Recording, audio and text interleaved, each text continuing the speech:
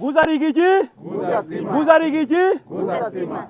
Kwa majina naitwa Simon Sangale Olenasieku, katibu wa chama cha DCP katika kaunti ya Nakuru. Leo hii tumekuja mahali hapa tukiwa viongozi wa kaunti ya Nakuru, kuanzia wale wanataka viti vya senator, women rep, members of parliament, MCA, na pia viongozi wakiongozwa na chairman yetu Joseph Kiriri ambaye wanasimamia chama cha DCP Nakuru ya kaunti.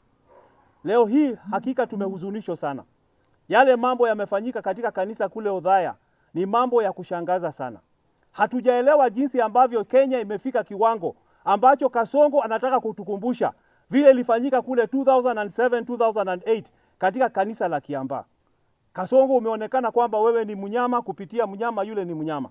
Na yale mambo yamefanyika siku ya leo kama viongozi wa DCP. Tunakemea kwa sababu tumeona waziwazi ya kwamba polisi na vijana ambao ni goons wameshirikiana pamoja. Tumeona wa polisi na goons wakitupa tear gas, wakitupa mawe, wakipiga watu katika makanisa ambao walikuwa very innocent. Sisi kama chama cha DCP Nakuru County tunasimama imara na party leader wetu Rigathi Gachagua. Na nikimalizia, ningependa kuomba yule ambaye ni President Trump wa Amerika. Nimeona kwamba umeangazia katika maeneo ya Uganda, ukisema kwamba Rais Museveni awachane na Bobi Wine na awachane na Besigye. Tafadhali President Trump wa Amerika, tunakuomba uangalie Kenya. Na Ruto, na kuambia Ruto, Rais Ruto, usisahau faili yako ya ICC haijafungwa mpaka siku ya leo.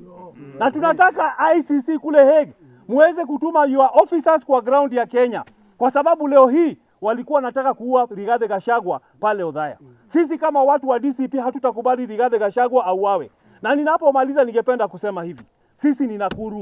Na Nakuru tujue kwamba hii Nakuru si ya mama ya mtu.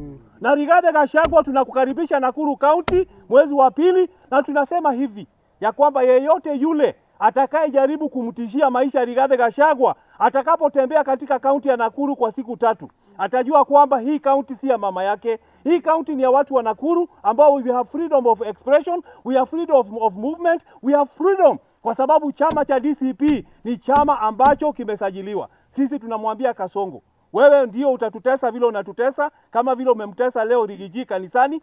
Hivi karibuni ulimtesa kwa kanisa nyingine, umemtesa Nyandarua, umemtesa katika maeneo ya Nyeri, umemtesa kule Naivasha ulipomtubia tear gas, na sisi pia umetutesa. Lakini tunakuambia kwamba katika ukuta umeandikwa mene tekel pereshi. Siku zako zimehesabiwa, na siku ya leo umeweka handwriting signature ya kwamba 2027 wewe ni one term. Niombe mashirika yote ya makanisa kesho wakutane, from NCSK, Evangelicals, Catholic, all the religious organizations in Kenya.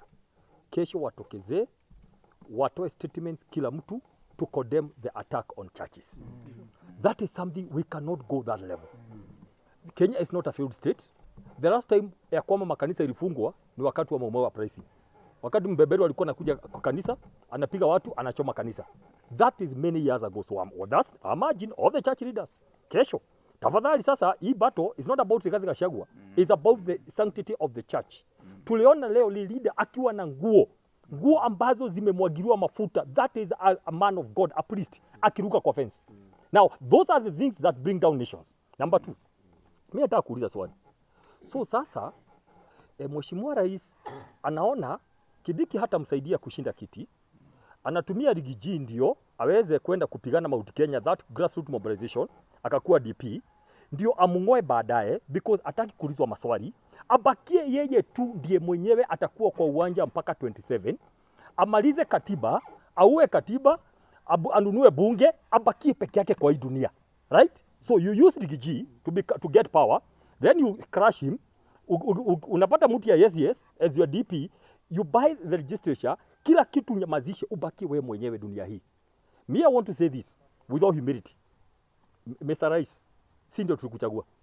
Sisi ndio tulikuchagua. Some of us we went a very big sacrifice in this town. Nakuru County kukufa na wewe Rais kuanzia 2018 mpaka 2022, na tuka make sure kwamba umeingia. I don't know why you think now that you are in power, the power of goons na tear gas na GSU na hizo gari za serikali ya kwamba itakusaidia. The power of God and the power of the people is what will determine next year. Na mimi naona ya kwamba rais zina hari every day kujitafutia enmity na hatred. Anaongeza kila siku hate me, And I can tell you this. The whole thing that will come, Rais, you are making enemies for yourself. Yani unaunganisha Kenya mzima, the whole country to hate you because of next year. Lakini mimi nafikiria Rais anaogopa Ligi G because among all the other opposition candidates, because anaona yeye ndiye anamjua, yeye ndiye anajua ground na kufanya mobilization. Therefore I think today ya kwamba imekuwa wazi yule mtu anafaa ang'ang'ane na President Ruto next year kama presidential candidate ni Ligi G. Because yeye ndiye anamuogopa. Because he fears grassroots mobilization. Mliona jana venye kulikuwa. Hiyo ndio ameogopa. So we are endorsing today yule mtu, because yule mtu anafaa ang'ang'ane na President Ruto. Anafaa kuwa ni mtu anamjua, anamtambua, mtu wa kudemolish narratives every day, mtu wa kufuata akisema ni uongo. That is the person we need in this country. Imekuwa wazi ya kwamba Ligi G ndiye tutaendorse kama DCP, na tunaomba United Opposition pia tukienda mbele wamuendorse kama the only presidential candidate wa kung'ang'ana na President Ruto. Ya mwisho nikimaliza, katika ile mkutano ulikuwa Mombasa, viongozi ya chama kuu ya DCP wamekuja na dates za Mheshimiwa Rigathi kuja Nakuru tarehe 26 Februari, tarehe 27 Februari, 28 Februari na 1st of March. Hiyo safari bado iko. Mheshimiwa Rigathi atakuja Nakuru bila haraka. Sisi tunasema we love peace. Nakuru is Cosmo. Tunaomba kila mtu aheshimiwe, akuje auze chama yake. Ikifika ni wakati wa Rigathi kuja kuuza chama yake, pia yeye auze chama yake. As we come in peace, but we are not intimidated. Sisi tunakuja na amani kama watu ya Rift Valley, kama watu ya Nakuru. Rigathi atakuja bila haraka. And I want to say this from the word go, ya kwamba tutaenda kwa kila sub county ambao hao viongozi wamepanga. Hawa wako hapa na aspirants wote. Sisi we are set. The days are official now. Tutaanza mobilization, na sisi tunasema ya kwamba Rigathi hatakoma. By the way, Rigathi atakuwa anaongea for breakfast, anaongea for lunch, anaongea for dinner, na siku yake anaanzia tena. We must demolish all the narratives by this state. Lazima tu demolish mauongo yote tunapatiwa. Singapore tumemaliza. Ile mambo ya referendum tumeua. Tunangojea zingine zote twende tukiua mpaka mwisho until this country is liberated. Thank you so much. Na mimi ndiye chairman wa DCP Nakuru County. Tunataka kuambia Kasongo na timu yake ya kina Susan Kihika hivi. Tumempea warning. Nakuru hamutajaribu vile mnataka mmefanya huko. Sisi tuko ngangari kwa sababu tumesikia mnataka kutoa goons kutoka Kiambu, na mapolisi sio hapa, mnaleta mapolisi ya kutoka Nairobi, Kiambu na Murang'a na kuingineko. Tunajua hiyo yote tuko naye. Tunawaambia, tunatolea tahadhari. Sisi tutakabiliana na nyinyi vilivyo. Kwa sababu hakuna kitu Rigathi Gachagua amekula yenyu. Hakuna kitu sisi wana DCP tumekula yenyu. Na nyinyi mnaenda kutichokoza mpaka kwa kanisa, mpaka hata muangalie watoto wadogo.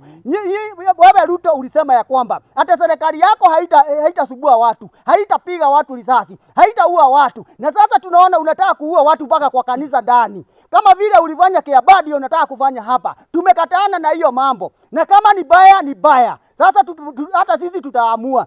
Kwa sababu sisi umeharibu uchumi, umeharibu kila kitu. Health umeharibu na kila kitu umeharibu. Sasa umetuua na hizo vitu yote, sasa unataka kutuua na marisasi na matia gas na guruneti. Sasa hata guruneti mnatupa kwa kanisa jameni? Mnataka kupeleka watu wapi? Na nataka kuambia watu wa Mlima, nyinyi mlisema ya kwamba haraka ni gaito. Sasa mumeona gaito kama tupeleka paka wapi? Mnaenda kuuliwa kwa kanisa kama vile alifanya Kiaba. Watu wa Mlima najua mko na shida, tutakuwa na shida sana. Sasa mfanye juu chini. Mjichunge nyinyi wenyewe kwa sababu hatuna polisi wa kutuchunga. Shetani ashindwe. Ashindwe kabisa. William Ruto ashindwe kabisa. Na wewe mama unajiita hapa ati wewe ni governor. Tunakupea tahadhari. Najua mnatoa pesa mingi mlipe goons. Na hata mlipe polisi kwa sababu ni kama hawalipi na serikali. Ndio wakuje waharibu mikutano ya Rigathi Gachagua na hata muweze kumuua. Hamutamuua, ameprotektiwa na damu ya Yesu. Yes. Kwa hivyo hamutamaliza Rigathi Gachagua na hata sisi hamutatumaliza kwa sababu hata mkiua mmoja kunazaliwa wengine. Na sisi ni damu ya Maumau. Hamutatupeleka bahari. Asante. Benson. Kariko. Kwa majina naitwa Benson Mwangi, aliyekuwa meya wa mji huu wa Nakuru na pia nagombea kiti cha ubunge cha Nakuru Town East. Ningetaka tu kuchukua fursa hii niseme ya kwamba ni aibu kubwa kwa sababu sisi ni wazee wa town hii, na kwa hakika tumekaa town hii kwa miaka mingi, lakini ninashangaa, yaani sasa ile mambo ya multipartyism imemalizwa. Sasa tunarudi kwa one party system ambayo tulikuwa naye wakati wa Moi. Sijui sasa hii imekuwa mbaya hata zaidi, kwa sababu inawezekanaje wewe Mkenya halisi ambaye wewe ni Mkenya ambaye unajiamini ati wewe ni Mkenya kweli, uchukue mawe utupie Mkenya mwenzako? Sisi tumesema na tutarudia hapa ati ya kwamba kwa nini tusikae kama watoto wa baba mmoja na mama mmoja? Yaani baba mmoja ni Kenya na mama ni Kenya. Kwa hivyo kwa nini tunagombana? Kwa hakika opposition iko katika katiba. Ni lazima kuwe na opposition. Na opposition sio kusema ni uadui. Kwa nini mambo haya yanatokea? Ati polisi ndio wanaonekana wakitupa mawe. Hiyo ni aibu gani? Kwa hakika ni aibu kubwa, na mimi kama mzee wa town hii ningetaka tu kusema ya kwamba sisi tumemwalika His Excellency Rigathi Gachagua akuje Nakuru, na tutakuweko na tutapambana vilivyo, tuone ya kwamba safari yake haijatatizwa na kitu chochote. Kwa hayo machache, asanteni. Asante. Ready? My name is Njai Jackson, Chairman DCP Youth League Nakuru, Nakuru County. I want to first state that I want to condemn the assassination attack of our party leader, His Excellency Rigathi Gachagua, at Othaya. I want to say this: DCP is a registered political party and it should enjoy the rights of a registered political party. Gen Z power. Power. Gen Z power. Power. And we are saying this as the youth, because you have seen on Othaya, the youth are the ones that are being used as goons. So we want to condemn that act. And I want to take this opportunity to invite His Excellency Rigathi Gachagua to Nakuru County. And we want to say this: as the youth, we are the one who will protect His Excellency Rigathi Gachagua, who is our party leader. And this act of our police being used to attack our party leader and also the citizens here in Kenya, we want to say that's a very big no, and that's a very bad act. So I want to take that opportunity to welcome His Excellency Rigathi Gachagua to Nakuru County. Be blessed. I'm Grace Wanjiko Mumani, and this evening it is a very sad moment for the DCP party and even the Kenyans at large because of what has happened in Othaya. It is unheard of, it is not even in public domain to hear of people being attacked in churches. Today, I speak as a woman and sympathize and empathize with the women and children who are the majority in the church that was attacked in Wetima this afternoon. It is very unfortunate that people woke up to go and praise their God, and even having been pushed by the many economic issues and even other bad things that are happening in our health sectors and even in the education sector, that women woke up in big numbers to go and make a cry to God so that our country can be salvaged. And on the contrary, most of them have met injuries. Others have been haunted. Others have been beaten thoroughly and have suffered even physically. I want to call upon the government of Kenya. Honestly, it is very bad and uncouth and even very saddening, even before God, to see that this country of ours that has enjoyed freedom all through have now come to a standstill because of a section of the government that we feel that some people have no right to express their democratic rights of expression. I want to say that the clergy of Nyeri, we are also waiting upon you to call and do a statement and condemn whatever happened today. Mount Kenya population, don't be misused, don't be mishandled, don't allow yourselves to be manipulated for somebody's selfish gains, having known that the cancer and many other diseases are very rampant in Nyeri.